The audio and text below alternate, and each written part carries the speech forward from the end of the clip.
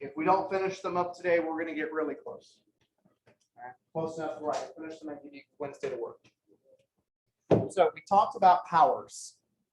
A power is it basically contains two elements. It contains a base, which could be a fraction, could be a negative number, could be a positive number, and it contains an exponent. The base is the number that's being multiplied, and the exponent is the number of times it's going to be multiplied. Okay, that's what powers are. Hopefully you're familiar with those. This is kind of important though. When your base is a negative number, every time you raise it to a power, and then one power more, and then one power more, it's going to alternate back and forth between positive and negative. That goes back and stems all the way back to the rules you guys learned about negative numbers originally, which is when you multiply two negative numbers, your answer is positive. But if you have one negative number, your answer is negative. That's why.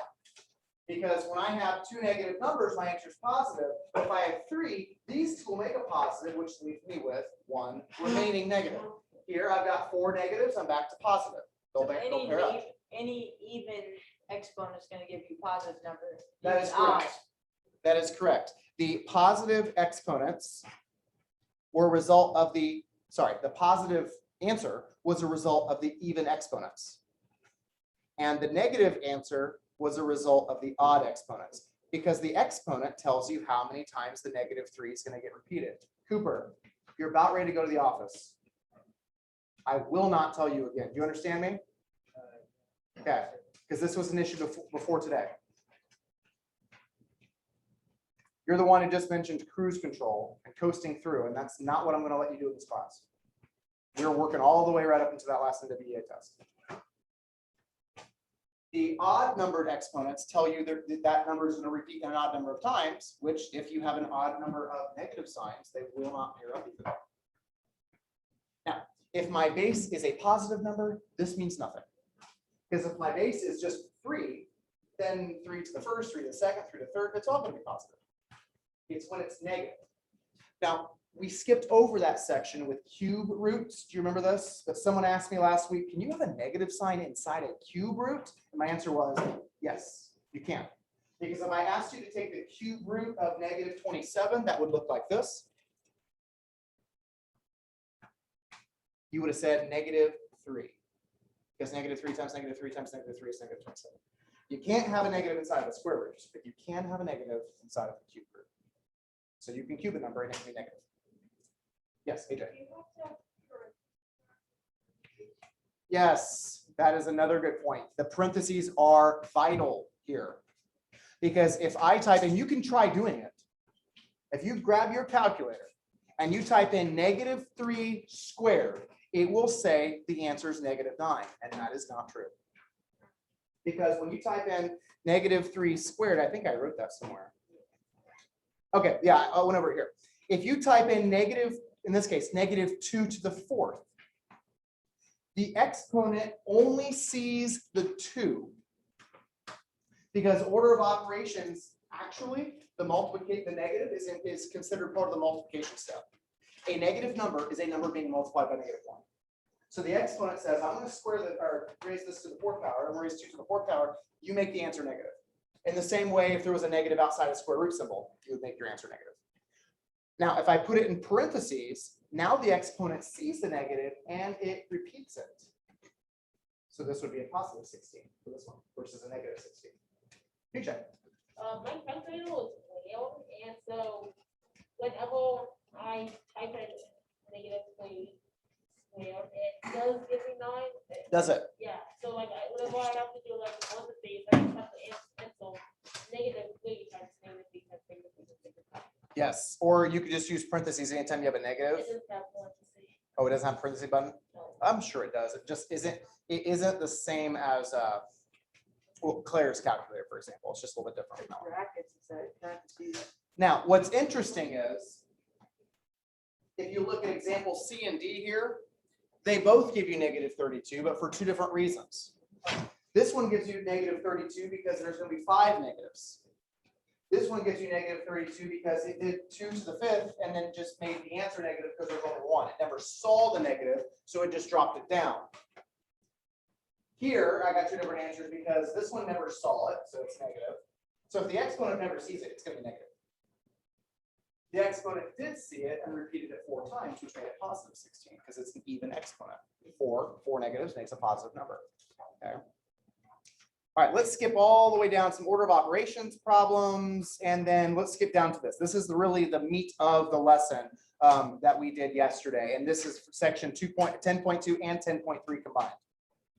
The product of a powers property says that when you are multiplying two powers together that have the same base, you can just add the exponents. Because 4 times 4 times 4 times 4 times 4 is just 4 to the 5th.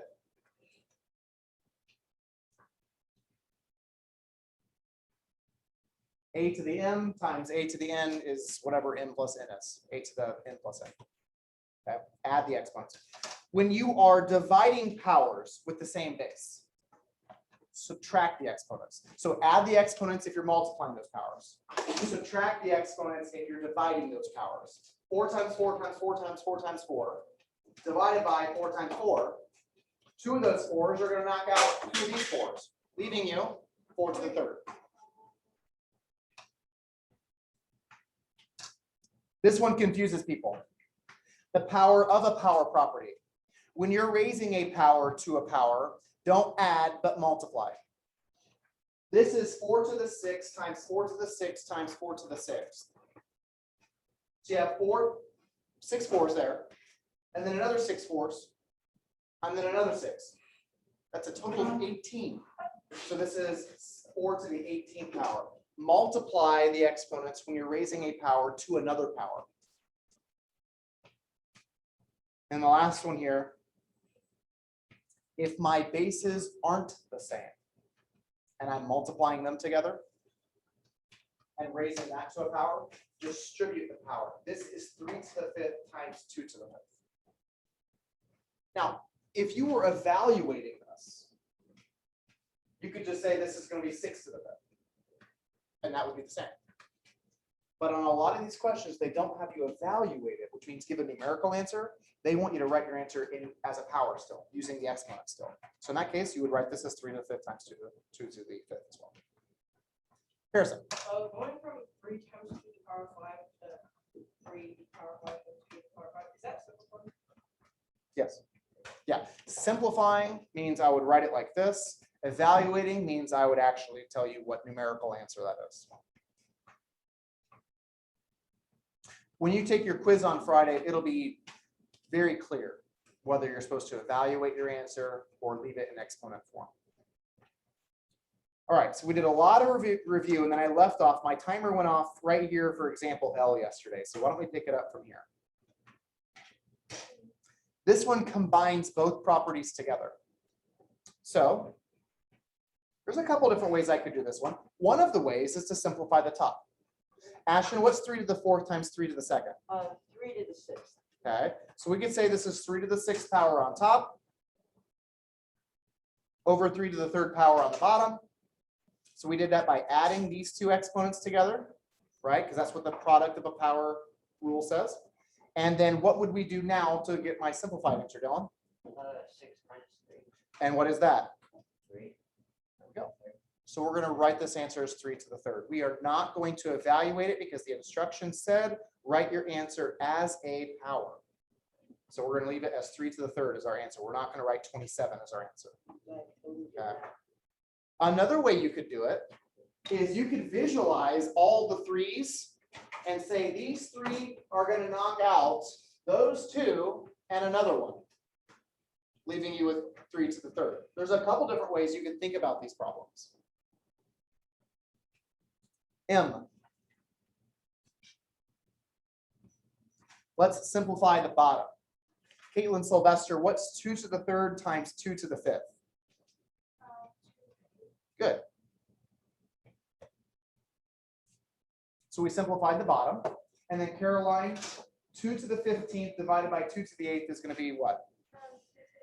You got it.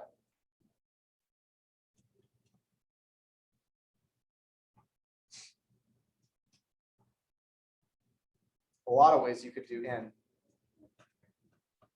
You could either simplify the entire top side and simplify the entire bottom side and then divide those powers. So multiply, then divide. Or you could divide them both separately and then multiply. It does not matter. If you multiply across the top and multiply across the bottom, then Olivia, what is 5 to the 9th times 5 to the 5th going to give you? 9 plus 5, 14, okay. And Devin, what's 5 to the 4th times 5 to the 2nd going to give you? 5 to 6. Then since I'm dividing now, I could subtract. And 14 minus 6 is, okay, so this is 5 to the 8th power. If instead I wanted to divide first, I would subtract 9 and 4 to get 5 to the 5th power. I would subtract 5 and 2 to get 5 to the 3rd power. And then I would add those exponents and still get 5 to the 8th. So I have more than one way. Don't be alarmed if I don't do it the same way you do it.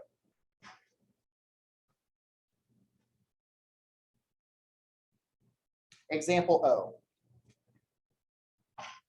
Riley, would you prefer to simplify each fraction individually, or would you and then multiply it, or would you choose to multiply first and then? Okay.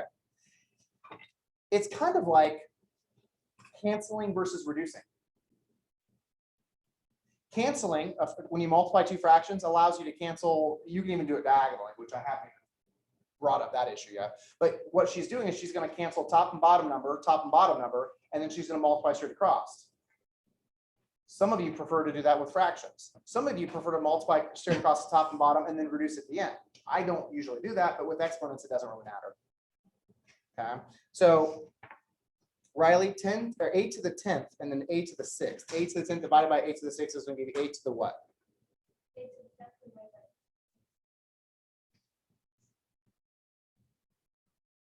Remember, you're subtracting your exponents. 8 to the 10th. Good. And then Riley, 8 to the 7th divided by 8 to the 4th. Good. And then Caleb, what's 8 to the 4th times 8 to the 3rd going to be? Here we go. May not have been the way you would have done it, but that's a way you can do it. And you're free to do it whatever way you want to. A gigabyte of computer storage space is 2 to the 30th bytes. This is beyond me right now. The details of a computer are shown. How many bytes of total storage space does the computer have? Total space. So it has 64 gigabytes of total space. And we're supposed to write 64 gigabytes as a power, knowing that each byte is 2 to the 30th. Oh, sorry, no, each gigabyte is 2 to the 30th, sorry. So each gigabyte, let me change colors here. Each gigabyte is 2 to the 30th bytes. I have 64 of them.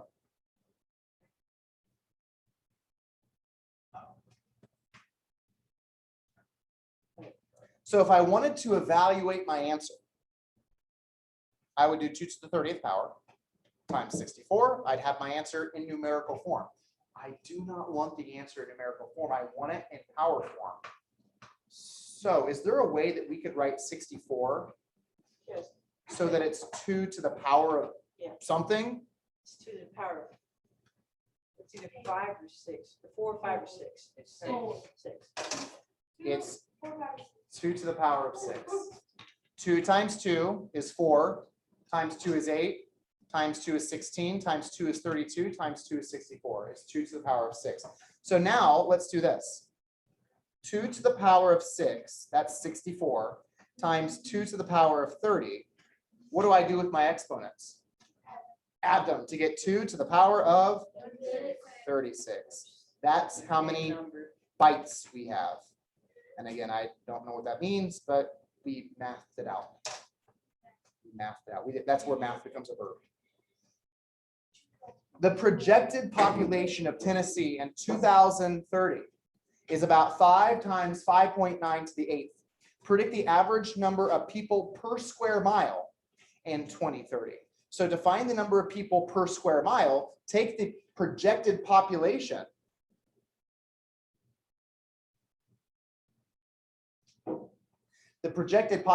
and divide it by the total land area of Tennessee, which is about 5.9 to the 6th.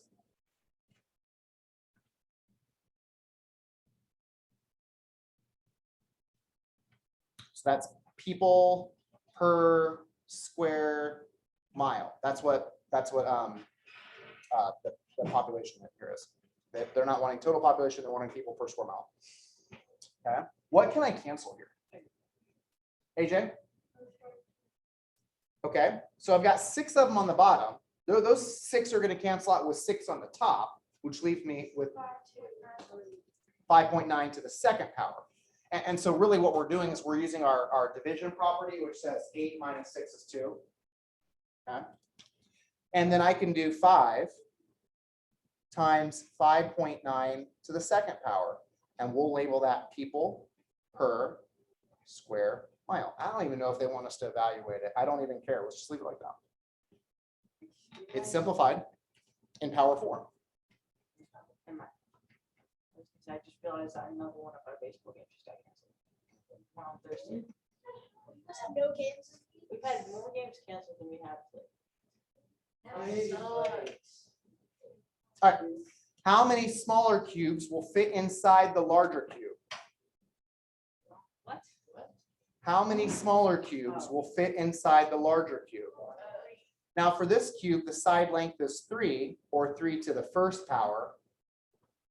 For this cube, the length of each side is 3 to the 2nd power. Now I know you could say 3 and 9. We could do it that way, but we've always been doing division that way. Let's instead do division using our exponents, okay?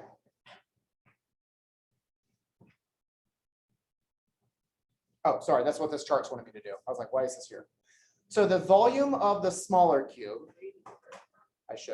would be 3 times 3 times 3. Length times width times height on a cube, right? So the volume of the smaller cube is 3 to the 3rd power. The volume of the larger cube is 3 squared times 3 squared times 3 squared. 3 to the 6th power, because I got 2, 2, and 2. 2 plus 2 plus 2. So to find out how many times the smaller cube goes into the larger cube, take the volume of the larger cube, divide it by the volume of the smaller cube. And that's going to give you 3 to what power? 6 minus 2? 4th power. You're subtracting the exponents. And again, I know that's what? 200 and... You messed up on the Yeah, right. it needs to be. You put 3 and 3. Oh, I'm sorry. Yeah, you're right. It should be 3 to the 3rd down there for the volume of the small cube. It should be 3 to the 3rd power also as our answer. So we could say, I mean, that's 27. The answer is 27 cubes will fit inside. But now we're using exponents to... It doesn't even look right. It's probably not drawn to scale. Yeah, like I say, It certainly doesn't look. It certainly doesn't look like you'd fit 3 of these cubes tall. But that it's saying. You can fit saying 3, Ash. I mean, if you. You could fit. You can trace it and copy it. Yeah, there's no chance. And then stack that one. No, it's like that. Oh, you never know, because each side, it's just not the scale. Yeah, no, it's all.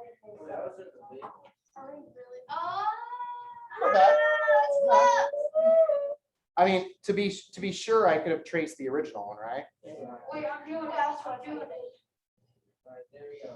Yeah, yeah. Well, you're gonna have 3 1 in there. Doesn't matter. It is. It does matter. It is. Now you have to copy that cube 500 times. Why don't we It's just gonna say perfect? Like, it doesn't work. It does work. It does work. Oh, like that. So you can stack 3 of those high, 3 of those deep, 3 of those wide. There'll be 27 cubes in there. Then. Wow. That That doesn't seem right. right. This literally is 4 times. All right.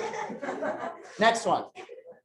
This cube has a side length of 10. So its length, its width and height, 10 times 10 times 10 is 10 to the 3rd for the small cube there. We have 10 squared for the side length of this one. So 10 squared times 10 squared times 10 squared is 10 to the 6th. Of course, if I do 10 to the 6th divided by 10 to the 3rd, that's going to give me 10 to the 3rd, which means I could fit, and I'm not going to do it, 1,000 of these small cubes inside the larger one. And there's no problem proving your theory another way. Okay. Now let's get into section 10.4. We have completed section 10.1, 10.2, and 10.3. Wherever you are in that exponents packet, we've finished those three. So you could go as far into it as you want to, knowing that it's all due on Thursday. Now let's do section 10.4 with negative and zero exponents. So the idea of negative exponents is new. The result of having a negative exponent is not new. 10 to the third power, we just said was 1,000, right, with that cube problem.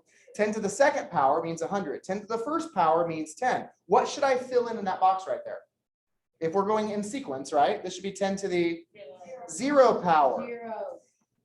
10 to the zero power is 1. In fact, anything to the zero power is 1, except 0 itself. Then it would be 0. Right. Unless you change it. Okay, so again, continuing with the sequencing, with this pattern here, what would we call the tenths column then? 10 to the One. negative 1. Negative 10. 10 to the negative 2 is the hundredths, and 10 to the negative 3 is the thousandths. Negative exponents result in small numbers. Now, you could say they result in decimals, and that's true because our decimal system is a base 10 system, which means every time you slide the decimal over, you're either multiplying by 10 or you are dividing by 10. This idea of moving the decimal to the right, sorry, that's this way for you guys, is multiplying, and moving the decimal to the left is dividing by 10. That's exactly what we're going to do starting Friday with scientific notation. 10 to the power of 0, 10 to the power of 1, 2, 3, 10 to the power of negative. Those are all scientific notation ways that we could write long numbers, okay, in shorthand form. So that's to come later. Today, we're not just going to be doing 10 to the negative third. We'll be doing 7 to the negative third and 4 to the negative third. So to say that you're going to get a decimal answer isn't, I mean, that's true, but you're actually just going to get a fraction answer. Yeah. Yes. You have to put like you just still do like 10 to like the power of 3, but then you put that answer over under or 1 over. That's exactly right. 10 to the negative third is the same as 1 over 10 to the third. Because 10 to the third is 1,000, and 1 over 1,000 is the thousandths place here. And 1 over 10 squared is 100. Well, 100th, I should say, with a TH. And 1 over 10 to the first power is 1/10, or the 10th place here. So putting, having a negative exponent, in summary, like Ashton just summed up for us, really just means taking that power and putting it on the denominator of your fraction. Harrison. For the 10.4 questions that have that, do we actually put the answer under 1, or we just put like 3? So it depends. If it says simplify, you would leave your answer as 1 over 10 to the third. If it says evaluate, you would write 1 over 1,000 here for this one. Okay. So we already have a quotient property. Our quotient property says you should subtract the exponents. So I know that 5 to the third divided by 5 to the third is, I'm not going to write it all out. 5 times 5 times 5. Well, okay, whatever. We can see it, I guess. It's not that bad. But notice how everything cancels out, right? If everything cancels out, what are you left with? 0. 1. 1. And that makes sense because 3 minus 3 is 0. And anything to the 0 power is just 1. On your quiz, listen up. On Friday's quiz, when you get to that simplifying, I'm going to throw some of these problems in with all the other ones. The instructions are not going to say, write your answer as a power. It's going to say, write your answer as a power only using positive exponents. Is 0 a positive number? No. So if you get an answer of x to the 0 power or 5 to the 0 power, do not leave it like that. Simplify it to 1. If you get an answer of 5 to the negative second power, don't leave it like that. write it as 1 over 5 to the second power. You're only allowed to use positive exponents on your quiz. So if you get a negative exponent, convert it, just like I did there. Now it's a positive exponent on the bottom of your fraction, and you can leave it like that. Yes. So, okay, never mind. I was gonna say, like, if you had like a number, like the next one, it's 3 to the power of 0. We're not there yet. I was just gonna ask. I just realized I'm like, wait, equals 1. I was gonna say it equals 0. Quiz on Thursday. Did I say Friday? I meant Thursday. 6 squared divided by 6 squared, 2 minus 2 is 0. So this is 6 to the 0 power, but I'm definitely not going to leave it like that. I'm going to reduce my answer to 1. Claire. It makes no sense to me why something to 0 power is 1. Like how did someone come up with that rather than 0? Or like, Well, first of all, that number, if you have 5 raised to the first power, then you just have 5. They came up with 0 because they thought, what happens when, like in this situation, everything cancels out? The answer is not 0. Because if I have a fraction, if I had 3/3 as my fraction, is that going to be equal to 0? No. Everything cancels out and you get 1. So they had to come up with a number that always makes it equal 1. And since you have nothing left, they thought 0 is a good number. So anything to the 0 power means it's going to be 1. Basically, that fraction reduces to 1. The number you have on top and the number you have on bottom is the exact same. So it's no different from 4 over 4, which is 1. I'm betting you it was found out long before Einstein, and Einstein did not stop there, obviously. Product powers. Well, 3 to the 0 times 3 to the 4th means 3 to the 0 plus 4, which is just the answer would be 3 to the 4th. but it's not. Well, think about it. If we just said that anything to the 0 power is 1, what happens when I multiply 3 to the 4th times 1? It's the same thing. Yeah, it's still 3 to the 4th. So would you have to show word for this? No, just write your answer down. All right. 8 squared is getting multiplied by essentially 1. There's no more 8s to combine with it. So I'm not even sure why they wrote it, right? Well, they wrote it just to show you. That's just going to be 8 squared. Again, you're multiplying 8 squared by 1 because 8 to the 0 power is 1. Not 0, but 1. A number divided by itself is 1. Okay, let's get some negative numbers here. I'm supposed to add my exponents when I'm multiplying. So this is 5 to the negative 3rd plus 3. And that's going to give you 5 to the 0 power, which is equal to 1. And same here, 6 to the 2nd power times 6 to the negative 2nd power. It means I have to add those. And of course, when you add numbers that are opposites, different signs, subtract, you're going to end up with 6 to the 0 power, which also is 1. So here's the rule of 0 exponents. For any non-zero number A, so A is your base. As long as it's not 0, if you raise it to the 0 power, it'll equal 1. 0 to the 0 power isn't even 0. It's actually undefined. Try raising 0 to the 0 power in your calculator.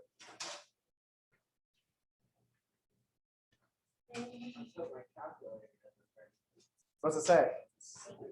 Syntax error, the same error you get when you put a negative inside a square root? I think so.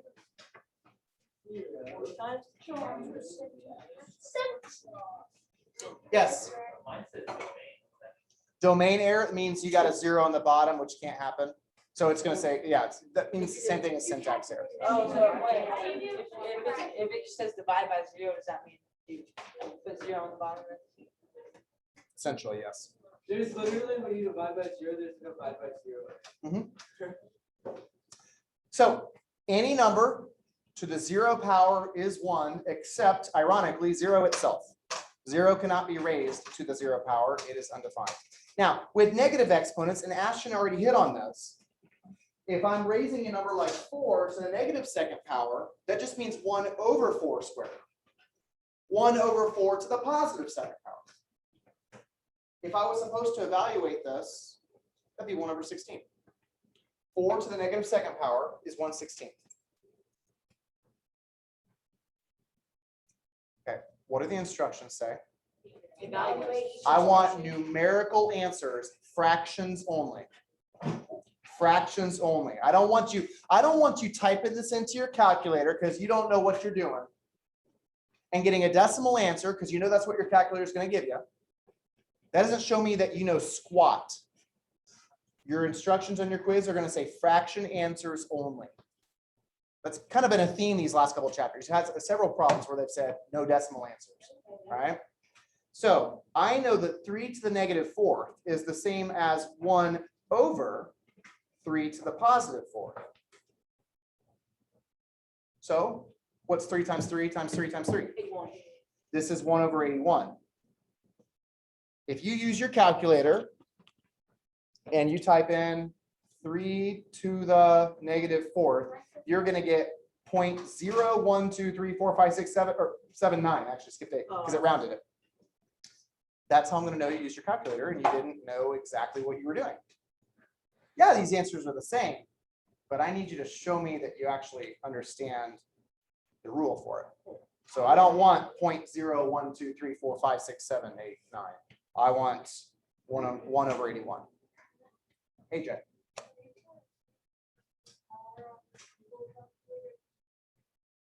On the Google, oh, well, I guess Google's wrong. Wouldn't be the first time Google's wrong. For the first Oh, it says, which calculator should I trust? 0. Trust your own. You paid money for that one. B, negative 3 to the 6th. Notice the parentheses, because anytime I'm writing a negative base, you got to include the parentheses. Otherwise, the negative is just there. It's not part of the base. I'm supposed to subtract the exponents. That's going to give me negative 3, put it in parentheses, to the negative first power. So I have a negative base and a negative exponent. That's going to give me 1 over negative 3 to the positive first power, which, what's negative 3 to the positive first power? 3. Just negative 3. So if it's just negative 3, I could either write my answer like this, or the way most calculators would write it is just negative 1/3. I mean, I don't care if you put the negative on the bottom with the 3 or in the middle. Wait, Doesn't matter. what if somebody bought a scientific calculator? What's wrong with my scientific calculator? No, it's like, my brother has one. It's like really expensive. Like, You're talking about graphing Yeah, why are calculators, those so expensive? because they're computers. Oh.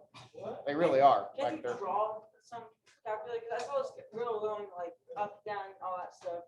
the up down on this calculator goes back and forth through previous problems. But on a graphing calculator, it helps you graph a line. yeah, he has like something like that. Shh. Okay, my goal was to get through. We're almost done, guys. What would happen if there was a negative exponent on a fraction? It would blow. Would it flip and be? Oh, a negative actual- exponent on a fraction? Yeah, Yeah. you just take the reciprocal of it. Ah. Yeah. Here after we do these, well, here, right? There's, well, it's not exactly what you're talking about. I'll show you an example here in a second. Example C, negative 2 to the negative 5th power is 1 over negative 2 to the positive 5th power. And since I'm supposed to evaluate that, I know that I'll have 5 negative signs. Does that make my answer positive or negative? Negative, so I know it's negative. And then what is 2 to the 5th? 32. 2 to the 5th power is 32. 2 times 2 times 2 times 2 times 2 is 32. Okay. Now, I'm okay if you use your calculator to find out what 2 to the 5th is. I'm not saying you can't do that. What I'm saying is I don't just type in a negative 2 to the negative 5th power and getting whatever 1 divided by 32, 0.03125. I don't want that answer. I want the fraction answer. Example D. I could do them both separately. It'd be a lot easier to combine them together. This is going to be 1 over, and then on the bottom, I am adding my exponents because I'm multiplying. And so 5 to the 7th times 5 to the negative 4th is going to make 5 to the positive 3rd, because 7 plus negative 4 is 3. And then that's going to give me 1 over what? 125. Got it. 1 over 125.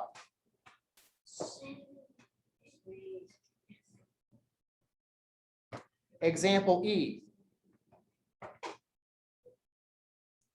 4 to the 5th times 4 to the negative 3rd. If I add those together, it gives me 4 squared. I'm dividing that by 4 squared. What's 2 minus 2? 4 to the 0 power. That simplifies to 1. Anything to the 0 power except 0 itself is 1. Yeah, don't listen to Google Calculator. I guess we'll know who's a Google Calculator person when they try to tell me, because they come up and ask me on their homework. They're like, why is this? Example F. Now, if there isn't an exponent, we know that we could put a 1 there. So let's go ahead and combine these. 1 over 2 to the 1st times 2 to the negative 4th. What do you get when you add 1 and negative 4? Okay, why did I not put parentheses around my 2? Because It's not a negative base. Yeah, just because your exponent's negative doesn't mean you need parentheses. You need parentheses when your base is negative or if your base is a fraction. Now, this kind of goes along with your question. What do I do when it's already on the bottom? Do I put 1 over 2 to the 3rd? Yeah, actually, that's what you do. And if you divided that, you know you're supposed to keep change and flip that right back to the top. So what the negative exponent does is it reciprocates it. It takes the reciprocal. So for example, let me just draw my own example. For example, if I had 5 to the negative 3rd, we think of that as 1 over 5 to the positive 3rd. What we typically don't think of it as is can I write 5 to the negative 3rd as 5 to the negative 3rd over 1? Now do you see the reciprocal coming in action here? Okay, so if the negative is already on the bottom, then it flips back up to the top. It just reciprocates it back up to the top. Okay, so this would be, in this case, 5 to the 3rd over 1, which is just 5 to the 3rd again. Okay. So the negative exponent acts as a reciprocator. It's going to turn your fraction upside down or right side up. So what'd you get as the answer for F? For F, Oh, you didn't do it. Okay. I haven't finished I thought yet. that's what you were doing. this is going to be 2 to the positive 3rd power in the numerator over 1 in the denominator, so I don't have to write it. And then 2 to the 3rd power is 8. You're thinking 2 to the 4th power. I mean, you could literally think of it like this. 1 over 2 to the 3rd, which means 1 divided by 1 over 2 to the 3rd, which means keep, change, flip it, which equals 8. I mean, I wouldn't do that. That's a lot of work, but yeah, it just basically bumps it right back up to the top. So if you had a negative exponent on the bottom, it's going to the top. Got a negative exponent on the top, it's going down to the bottom. Yes. Wait, so I don't understand why it turned to positive when it flipped up. Why it turned to positive when it flipped up. It was always positive. This is negative, like, The exponent's negative. So the negative exponent, all it does is reciprocate that fraction. Once you put 2 to the 3rd in the top of your fraction, it no longer is negative anymore. For the same reason as once we did here, once we did 4 to the negative 2nd and put it on the bottom as 4 to the positive 2nd, it was no longer negative anymore. so like what are the opposites, like the opposite? Yep, if it's going to bump it down to in a problem like this, it's going to bump it down to the bottom. And a problem where it was already on the bottom, it's going to bump it back up. There it is, to the top. Okay. Now, you'll notice that just because it's a negative exponent, doesn't make your answer negative. It just means it's going to be small. Or in this case, because it was already on bottom, it's going to make it harder. Okay? It does not mean your answer is going to be negative. Negative exponents do not make your answer negative, unless your base was already negative. But our base was positive 2 here, so that's not the case. Simplify. This is what your quiz is going to look like on Friday. Write each expression only using positive exponents. -5 to the 0 power is going to give me what? 1. I have to write 1. I can't leave it as -5 to the 0 power because 0 is not positive. I can only use positive exponents. Okay. B, 9y to the -3rd over y to the 5th. Couple different ways I could do this one. I could think of first of all, the 9's not going anywhere. The 9 is staying on top. I could think of this as -3 minus 5. What's -3 minus 5? -8. So I could think of this as 9y to the -8. And then I would flip those y's down to the bottom and make it 9 over y to the 8. The 9 does not go with the y's down to the bottom. Because what's the exponent on the 9? A 1. It's positive. It's not going anywhere. It's only the y that shifts down to the bottom. That's one way I could think about this problem. Here's another way I could think about it, and this is probably even easier because I'm more of a visual person more than like a formula kind of person. The three y's on top, because they're negative, are going to go down to the bottom, correct? If those 3 go down to the bottom, how many y's will be on the bottom? 9y to the 8th is our answer. Like that's how I visualize it. I just think every time I see a negative, I know, oh, it's going to move. And those 3 y's are going to go down and make 8 y's on the bottom of my fraction. The 9 does not move. So only the like letter would move. In this case, yes. Okay. I look at this one, I immediately say, that's nothing. That's 1. So it's 1, that's just 1. So it's b to the -10th. However, the instructions said, do not write your answer with a negative exponent. So in that case, I would say this is 1 over b to the 10th. Done. 8x to the -2nd. The 8's not going anywhere. The x is. So you could think of this as 8 times 1 over x squared, but the 8 and the 1's just going to make 8 on top. So just write it as 8 over x squared. The 2 x's there, the x and the x from the top, because they're negative, are going to go down to the bottom. So 8x squared. Almost done. Z to the 6th over 15z to the 9th. Again, I could think, okay, subtract the exponents. What's 6 minus 9? -3. If z is raised to the -3rd power, will it be on bottom or top? Over top. No, it's gonna be on bottom. If I wrote it as the 15 is already on bottom, right? If I wrote it as z to the -3rd power over 15, that just tells me those z's are going down to the bottom, right? If those z's go down to the bottom, what's going to be left on top? Something's got to be up there. No, because the whole thing would be 0. It's got to be a 1. So my final answer is going to be 1 over 15z to the 3rd. Or here's another way you could think about it, if you're more visual. These 6 z's are going to cancel out 6 of these, leaving how many down here?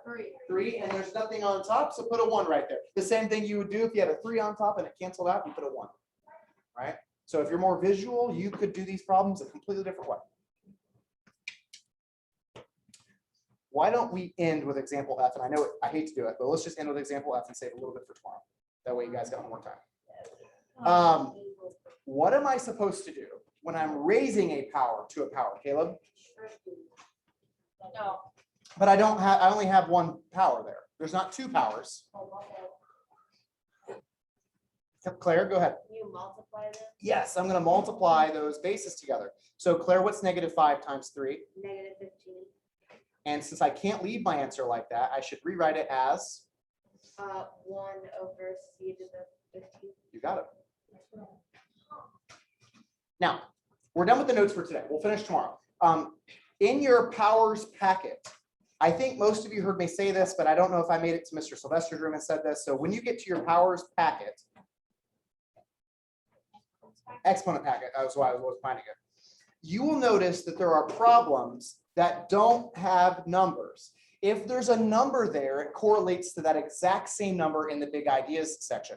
Now, for those of you that already did your 10.1, you'll notice that a lot of the 10.1 problems didn't make it onto the packet. That's But okay. a couple that were on Several of it. them did. Okay, some of them. But there are ones. So for those of you who ask me, do I even have to do the packet? Can I just do it on paper? The packet's necessary because there are questions scattered throughout where it just says A and B or C and D. Anytime they're lettered like that, not here because that's part A and B of 24. I swore there was more.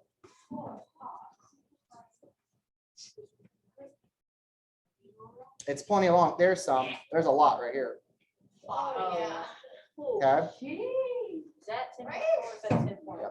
That's actually on the last page. Answers? So that's why you have to do the packet. There's a few questions that aren't on the big ideas that could make it their way onto their quiz because they are homework questions. Okay, so what we're gonna do is we're gonna make sure we grade those questions on the packet, those 5, 6, however many there were, before you guys take the quiz on Thursday.